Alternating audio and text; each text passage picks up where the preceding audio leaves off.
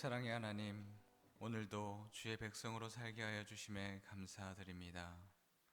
복음이 우리의 삶의 이유가 되게 하여 주시옵시고, 우리 눈앞에 있는 여러 가지 상황과 여건들이 우리의 눈과 귀를 멀게 하지 않도록 우리를 지켜주시옵소서. 주님, 우리의 인생을 돌아보시고 예수님의 십자가를 바라보며 하나님의 의를 세우며 살아갈 수 있는 저희들이 되게 하여 주시옵소서. 이 시간 주님의 말씀을 사모하며 이렇게 모였습니다. 우리의 기도가 이 땅의 슬픔을 거치게 하여 주시옵시고 주님의 영광을 밝게 비출 수 있는 저희들이 되게 하여 주시옵소서. 이 예배를 받아주시고 말씀으로 무장케 하여 주시옵소서. 감사드리며 우리 주 예수 그리스도의 이름으로 기도드립니다. 아멘. 하나님이 주시는 오늘의 말씀은 이사야 56장 1절로 8절 말씀입니다. 이사야 56장 1절로 8절 말씀입니다. 다 같이 한 절씩 교독할 때 제가 먼저 1절 말씀 봉독해 드립니다. 여호와께서 이와 같이 말씀하시기를 너희는 정의를 지키며 의를 행하라. 이는 나의 구원이 가까이 왔고 나의 공의가 나타날 것임이라 하셨도다.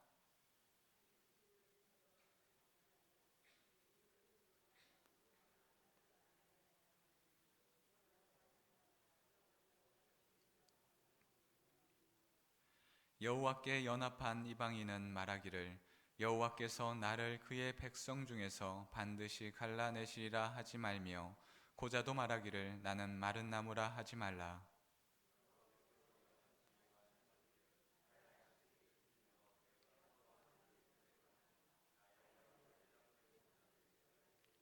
내가 내 집에서 내 성 안에서 아들이나 딸보다 나은 기념물과 이름을 그들에게 주며 영원한 이름을 주어 끊어지지 아니하게 할 것이며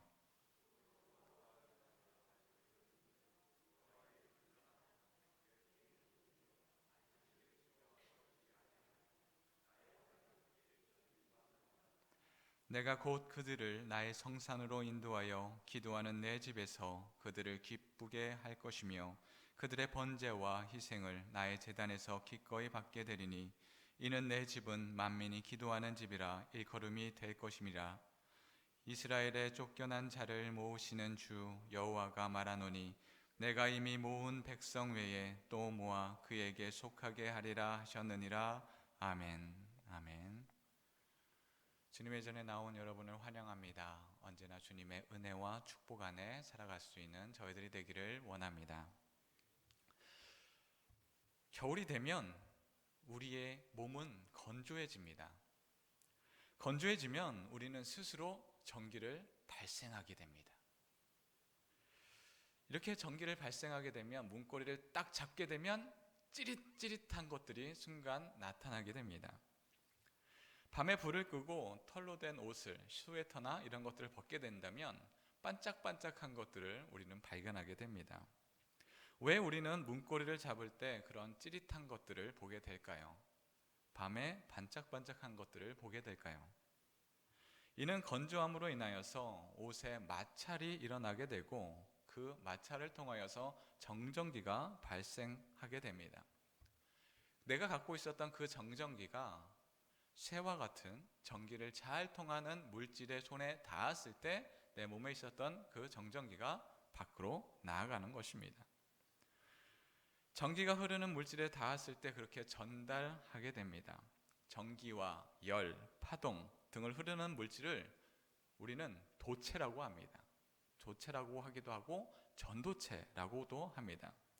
우리가 전기를 갖고 있다 하여도 전기가 흐르지 않는 물건, 플라스틱이나 종이나 이런 것을 건드린다 하더라도 우리는 전기가 통하지 않습니다. 찌릿찌릿하지 않습니다. 그것은 전기가 통하지 않기 때문에 그렇습니다. 그러나 철과 같은 전기가 아주 잘 통하는 것들을 우리가 손에 닿게 되면 전기가 통하게 되고 우리는 찌릿찌릿한 것을 느끼게 됩니다. 이와 같이 다시 되돌아보면 우리의 몸도 전도체가 됩니다. 우리의 몸속에 흐르는 것은 전기만은 아닐 것입니다. 그리스도의 복음으로 무장될 때 전기와 같이 순간적인 찌릿함이 아니라 성령의 은혜로 우리가 언제나 하나님과 연합함을 통하여서 구원의 그 열기를 온전히 담고 살아갈 수 있는 저희들이 되기를 주님의 이름으로 축원합니다. 오늘의 말씀은 이사야에서 제3 이사야로 분류되고 다가오는 구원의 때에 관한 말씀입니다. 제2 이사야는 이스라엘의 회복과 소망을 이야기했다면 제3 이사야는 구원받은 후의 모습을 말씀하고 있습니다. 그러나 구원은 이스라엘 백성들이 그렸던 그 구원하고는 조금 다릅니다. 이스라엘은 선민 사상을 통하여서 우리는 하나님께 선택받은 민족이다 라는 것이 강하게 드러납니다. 이렇게 선택받은 그 민족, 유대인으로 한정되었던 그 구원이 더욱더 넓어지는 것이 바로 오늘의 말씀입니다. 이사야 56장에 하나님의 백성에 대한 스펙트럼이 점차 넓어지고 있습니다. 한계와 한정으로 구원을 꿈꾸었다면 하나님은 그 한계와 한정을 열어 제치시고 이스라엘 백성들뿐만이 아니라 많은 사람들에게로 구원의 문을 활짝 여셨습니다. 오늘의 말씀을 공동 번역으로 다시 한번 제가 봉독해 드리겠습니다. 야훼께서 말씀하신다. 너희는 바른 길을 걷고 옳게 살아라. 나 너희를 구하러 왔다. 나의 승리가 나타날 때가 왔다. 복되어라. 옳게 사는 사람, 옳은 길을 끝내 지키는 사람, 안식일을 속되지 않게 잘 지키는 사람, 온갖 악에서 손을 떼는 사람, 야훼께로 개종한 외국인은 야훼께서 나를 당신의 백성에게서 제명시키리라고 걱정하지 말라. 고자들도 나는 마른 나무 같은 신세구나 하고 염려하지 말라. 야훼께서 말씀하신다. 고자라도 나의 안식일을 지키고 나의 뜻에 맞는 일만 하고 나의 계약을 굳게 지키면 나의 집, 나의 울 안에 그들의 송덕비를 세워주리라. 어떤 아들, 딸이 그보다 나은 이름을 남기랴. 나 그들에게 영원히 지워지지 않을 이름을 주리라. 외국인들도 야훼에게로 개종하여 나를 섬기고 야훼라는 이름을 사랑하여 나의 종이 되어 안식일을 속되지 않게 지키고 나의 계약을 지키기만 하면 나는 그들을 나의 거룩한 산에 불러다가 나의 기도처에서 기쁜 나날을 보내게 하리라. 그들이 나의 제단에 바치는 번제물과 희생제물을 내가 즐겨 받으리라. 나의 집은 뭇 백성이 모여 기도하는 집이라 불리리라. 쫓겨났던 이스라엘 사람들을 모아 들이신 나의 주 야훼께서 이미 모아들인 이 사람들 외에도 모아드릴 사람이 또 있다고 말씀하신다. 아멘. 역사는 과거에서부터 현재로 또한 미래로 바라보며 나아갑니다. 시대의 흐름은 내가 눈 감는다고 하여 흐르지 않는 것이 아닙니다. 온 세상이 눈으로 덮이고 한파가 올 때 우리는 따뜻한 방바닥에서 아랫목에서 한파를 잠시 피할 수 있습니다. 모금을 녹일 수는 있습니다. 그러나 온 세상에 내리고 있는 이 눈을 막지 못합니다. 이 한파를 우리는 막지 못합니다. 내리는 눈으로 땅이 미끄러지는 것을 막기 위하여 우리는 빗자루로 그 눈을 쓸 수는 있습니다. 그러나 내리는 눈을 온전히 막을 수는 없습니다. 이와 같이 하나님의 구원은 세상이 악하다고 하여 하나님의 구원을 막을 수 없습니다. 세상보다 더 크신 하나님은 구원의 계획 속에 그 구원을 이루고 계십니다. 그렇다면 하나님은 왜 유대인으로 그 구원을 한정치 않으시고 모든 사람에게로 그 구원을 허락하셨습니까?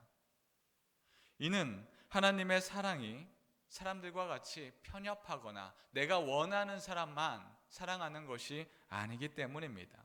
모든 사람을 사랑하시고 모든 사람을 구원하시기 원하시기 때문입니다. 그 사랑을 아는 자, 그 사랑을 보는 자가 하나님과의 신비적인 연합을 통하여서 그리스도의 생명과 구원의 근원이 되시는 생동적인 영적인 연합에 들어가게 됩니다. 우리는 내가 얻었음에 만족하지 아니하고 하나님과의 그 연합을 통하여 구원의 기쁨을 얻은 것을 통하여서 내가 소유함이 아니라 내가 많은 사람들을 통하여 전파하고 전할 수 있는 저희들이 되기를 원합니다. 하나님은 구원의 백성들에게 무엇을 전파하라 하십니까? 하나님은 주님의 공의를 전파하라 하십니다. 다 같이 말씀 1절 말씀입니다. 여호와께서 이와 같이 말씀하시기를 너희는 정의를 지키며 의를 행하라. 이는 나의 구원이 가까이 왔고 나의 공의가 나타날 것임이라 하셨도다. 아멘. 구원을 받은 자는 하나님의 공의를 지키는 자들입니다. 하나님의 공의를 지키지 아니하고 내가 구원받았다 할 수 없습니다. 하나님의 구원을 받은 그것을 행하게 됩니다. 우리는 전 세계가 열광하는 공으로 하는 스포츠를 우리는 보게 됩니다. 그 스포츠는 바로 축구입니다. 각 나라들은 그 축구를 하는 경기, 그 리그를 하게 됩니다. 우리나라도 K리그라고 하고 가장 유명한 그 리그는 프리미어 리그라고 해서 영국으로에서 하는 축구 경기입니다. 그런데 많은 사람들이 좋아하듯이 많은 사람들이 각 나라의 대표로 선수가 선발되어서 4년에 한 번씩 모여서 하는 경기가 있습니다. 우리는 그거를 월드컵이라고 합니다. 모두가 기다려온 세계인의 축제입니다. 우리나라도 이 월드컵에 진출하였습니다. 실질적으로 진출을 하였지만 16강이라는 높은 벽은 넘어설 수 없을 거야 라고 하는 것이 전문가들의 예상이었습니다. 그러나 이러한 예상을 이겨내고 우리나라는 극적으로 16강에 진출하였습니다. 또한 우리가 이것이 진출하는 것뿐만이 아니라 거기에 경기의 내용들이 너무나 즐겁고 신났기 때문에 우리가 어떻게 이러한 일을 이뤄낼 수 있을까 하며 기쁨으로 우리는 월드컵을 관전할 수 있었습니다. 경기를 잘하지 못한 아시아 국가의 사람들이, 나라들이 해왔던 여태까지의 경기 전술은 극단적인 수비로 다 내려와서 막고 있다가 한 가지의 틈이 보이면 그때 역습을 하여 골을 노리고 또다시 수비만 극단적으로 하며 승리를 쟁취하는 것, 그것이 여태까지 우리가 해왔던, 아시아 국가들이 해왔던 전술이었습니다. 그러나 우리나라 국가대표는 그렇게 하지 않았습니다. 강팀이라 하더라도 그와 함께 맞서서 싸웠습니다. 이 모습을 보고 외국에서는 와, 진짜 전사다라고 칭함을 받기도 하였습니다.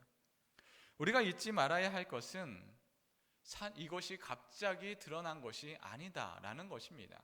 4년 동안 오랜 시간 동안 흘린 땀이 있기에 결국 이러한 결과로 우리는 나타나게 되었습니다. 우연히 일어난 일이 아닙니다. 또한 이번 월드컵에서 다른 여타의 월드컵과는 다른 공평했다라고 드러난 부분이 있습니다. 그것은 오프사이드입니다. 이는 상대 공격수가 수비수보다 먼저 공을 받았을 때, 패스를 받았을 때 반칙을 주는 것입니다. 오프사이드가 선언됐을 때 아무리 많은 골을 넣는다 할지라도 그것은 반칙으로 골로 인정하지 않습니다.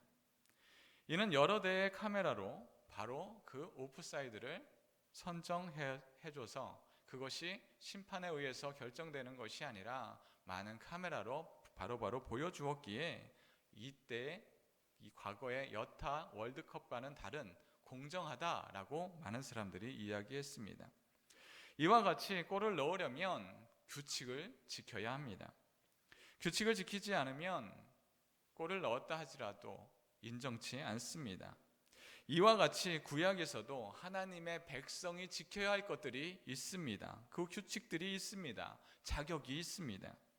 먼저 유대인의 자손이어야 합니다.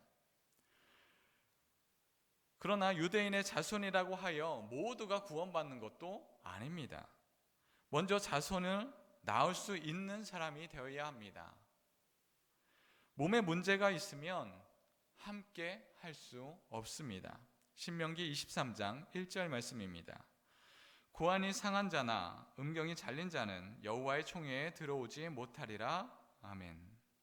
이는 하나님의 창조하신 모습에서 벗어났다, 흠이 있다 이렇게 판단되어지는 것입니다. 자녀를 낳지 못하는 자는 히브리 사회에서 하나님의 저주받은 자로 칭하게 됩니다. 자식이 기업인 시대에서 후손이 없다라는 것은 큰 불행입니다. 총회에 참석할 수 없고 성전에 온전히 출입할 수 없습니다. 저주받은 운명으로, 저주받은 인생으로 손가락질 받으며 살아갈 수밖에 없습니다. 이렇게 하나님께 저주받은 자는 하나님의 사람이 될 수 없습니다. 또한 선민 사상을 갖고 있는 이스라엘 백성에게 이방인은 하나님의 사람으로 함께하기 어렵습니다. 선택된 민족이 아닌 자는 하나님의 은혜로부터 소외되었습니다. 하나님의 백성으로 책임도 권한도 가질 수 없습니다. 그래서 하나님께 예배드리고자 하여도 성전 안으로 들어갈 수 없습니다. 이방인의 뜰이라는 곳까지 접근이 허용되지만 엄격히 그 안으로는 들어갈 수 없습니다. 이렇게 하나님의 백성이 되고자 하여도 하나님이 사람이 되지 못하는 외형적이고 또한 민족적인 영향이 있습니다. 이와 같이 몸이 성치 않은 자, 민족이 다른 이방인에게는 구원이 보이지 않습니다. 하나님을 온전히 믿고 따르고 싶지만 그의 출생이, 그의 신분이 하나님의 백성이 되지 못하게 하는 것입니다. 그러나 하나님은 이런 자에게 구원이 있다 하며 오늘 말씀은 말하고 있습니다. 오늘 말씀 3절 말씀입니다. 여호와께 연합한 이방인은 말하기를 여호와께서 나를 그의 백성 중에서 반드시 갈라내리라 하지 말며 고자도 말하기를 나는 마른 나무라 하지 말라. 아멘. 하나님은 이방인에게 이방인의 뜰까지 허락되었다라는 한계를 이제 이방인에게 구원이 허락되었다라고 말씀하고 계십니다. 또한 고자들은 총회에 참석하지 못하는 자였습니다. 이들에게 생명이 없고 희망이 없음을 이야기하고 있습니다. 그러나 이들이 마른 나무, 죽은 나무다, 의미가 없는 사람들이다, 더 이상 그렇게 이야기하지 말라라는 것입니다. 이들에게 영원한 이름을 주어 끊어지지 않게 하겠다라고 본문은 말씀하고 있습니다. 영원한 생명이 그들 안에 있다라고 말씀하고 있습니다. 겨울이 되면 생명은 모두 죽은 것 같은 그런 모습을 우리에게 보여주고 있습니다. 그러나 모든 들판이 죽은 것과 같이 냉랭하고 모든 것이 다 죽은 것처럼 보이지만 이내 봄이 되면 언제 있었냐는 듯이 새로운 싹들은 계속 싹트어 나옵니다. 혹시 우리의 인생이 소망 없다 여길 때가 있지는 않습니까? 나는 안 되는 사람인가 봐 하며 절망에 속해 있지는 않습니까? 우리는 인생을 살아가며 여러 가지 상황들이 직면할 때가 있습니다. 성공과 실패 이 두 가지로 사람을 이야기하지 않습니다. 그러나 이를 알고는 있지만 실패가 거듭거듭 되어지면 우리는 나는 절망과 어둠에 속해 있는 자다, 나는 어쩔 수 없는 사람인가 봐 하며 우리는 몸을 움츠리게 됩니다. 그렇게 하여 나약함으로 나의 몸을 밀어넣게 됩니다. 그러나 하나님께서는 그런 약한 자라도 그들을 구원해 주신다 말씀하고 계십니다. 오늘 말씀 7절 말씀입니다. 내가 곧 그들을 나의 성산으로 인도하여 기도하는 내 집에서 그들을 기쁘게 할 것이며 그들의 번제와 희생을 나의 제단에서 기꺼이 받게 되리니 이는 내 집은 만민이 기도하는 집이라 일컬음이 될 것임이니라. 아멘. 하나님은 한정되었던 구원의 문을 여시고 그들과 합하여 만민이 기도하는 집이 될 것이다 말씀하고 계십니다. 이전에는 이방인이기에 하나님께 예배드릴 수 없었습니다. 구원을 받을 수 없다 여겼던 자들이 구원에 참여할 수 있다 말씀하고 계십니다. 하나님의 성산에 어느 누구도 와서 하나님께 예배드릴 수 있고 참여할 수 있으며 기도할 수 있다라고 선포하고 계십니다. 구원은 개인의 능력과 힘으로 이루어지는 것이 아닙니다. 모두가 하나님께 예배드리며 어울릴 수 있는 곳, 그것이 하나님의 구원이 있는 자리입니다. 마른 장작으로 희망이 없는 자라 칭함을 받을지라도 하나님은 그렇게 말씀하시지 않습니다. 이방인으로 하나님께 예배드리지 못하는 자에게 하나님이 그들에게도 권한이 있다, 책임이 있다, 하나님의 백성이 될 것이다 말씀하고 계십니다. 그러나 세상은 사람들을 판단합니다. 그들에게 사람의 구실을 할 수 있는 사람인가, 능력이 있는 사람인가 이렇게 판단합니다. 그리하여 사람의 구실을 하며 몸이 건강하며 그의 능력이 있을 때에만 그들은 능력이 있는 사람이다 이야기합니다. 이스라엘도 하나님의 축복받은 사람은 몸이 건강해야 하며 생명을 날 수 있어야 하며 그 하나님의 복이 임해야 한다, 몸으로 드러나야 한다 말씀하고 있습니다. 그러나 하나님께 제사도 잘 드리는 사람, 하나님의 사람으로 칭함을 받는 사람, 또한 하나님이 정해주신 그 규정, 그것을 모두 허물어 내십니다. 저주의 사람으로 칭했던 그 사람을 하나님은 저주의 사람이 아니라 은혜의 사람, 복음의 사람이다 라고 바꿔 놓으십니다. 멸시받고 천대받던 사람이 은혜의 사람으로 변하게 되었습니다. 유대인으로 한정되었던 구원이 막혀있던 댐이 터져 모든 강에 흘러 넘치듯이 구원의 은혜의 강이 우리에게로 넘쳐 흘러나오고 있습니다. 거대한 믿음의 줄기가 우리 앞에 놓여 있습니다. 믿음의 사람들이 할 것은 믿음 앞에 엎드리며 순종하며 복음 안으로 살아가는 것입니다. 강물이 흘러 바다에 다다르듯이 믿음의 줄기는 우리를 통하여 다음 세대로 계속 흘러나가야 합니다. 그 물은 하나님의 성전에서부터 시작된 물줄기입니다. 에스겔 47장 1절 말씀입니다. 그가 나를 데리고 성전 문에 이르시니 성전의 앞면이 동쪽을 향하였는데 그 문지방 밑에서 물이 나와 동쪽으로 흐르다가 성전 오른쪽 제단 남쪽으로 흘러내리더라. 아멘. 성전 앞에서 흘러내렸던 그 물이 점차 많아져서 사람의 발목까지 이르게 됩니다. 또한 다시 측량하니 사람의 허리까지 왔다라고 이야기합니다. 또 다시 측량하니 사람이 건너지 못할 만큼 강이 흘러 넘쳤다라고 에스겔 말씀은 말씀하고 있습니다. 성전에서 흐르는 구원의 강물은 그저 한두 사람이 마시고 끝나는 그런 강물이 아니다라는 것입니다. 온 대지를 적시고 온 사람들을 적시고 모든 사람들이 구원의 은혜에 이르는 것, 그것이 우리가 맞는 구원입니다. 그 구원의 강물을 예수님은 생수의 강이다 라고 말씀하십니다. 요한복음 7장 38절입니다. 나를 믿는 자는 성경의 이름과 같이 그에서 생수의 강이 흘러나오리라 하시니 아멘.